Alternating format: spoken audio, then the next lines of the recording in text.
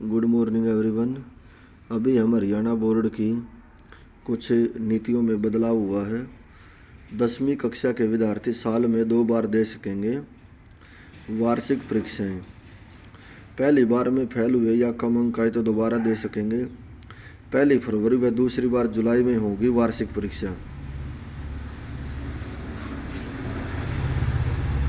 हरियाणा विद्यालय शिक्षा बोर्ड भिवानी ने 10वीं कक्षा के विद्यार्थियों को राहत दी है।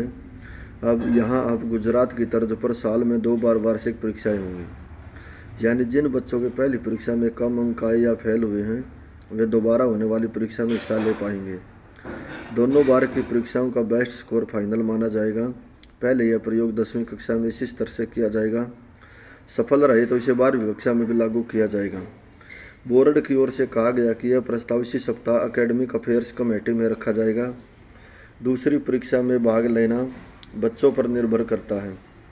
पहली वार्षिक परीक्षा फरवरी 2024 में कराई जाएगी और दूसरी वार्षिक परीक्षा उसके बाद जुलाई में कराई जाएगी।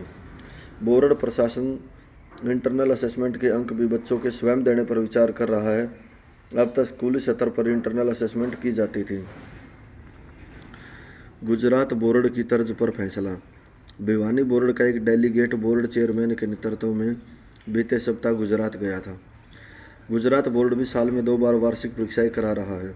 उसी से प्रेरित होकर वह नई शिक्षा नीति के चलते बोर्ड इसी स्तर से इसे लागू करेगा। बच्चों को लाभ।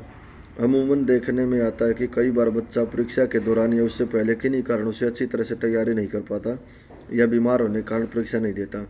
अब नए सिस्टम के लागू होने से बच्चा दूसरी बार की परीक्षा में अच्छी तरह से तैयारी कर लेगा। बोर्ड चेयरमैन की माने तो बच्चे के जिस परीक्षा में अच्छे अंक आएंगे वही फाइनल माने जाएंगे। 10वीं कक्षा में होगा प्रयोग यादव।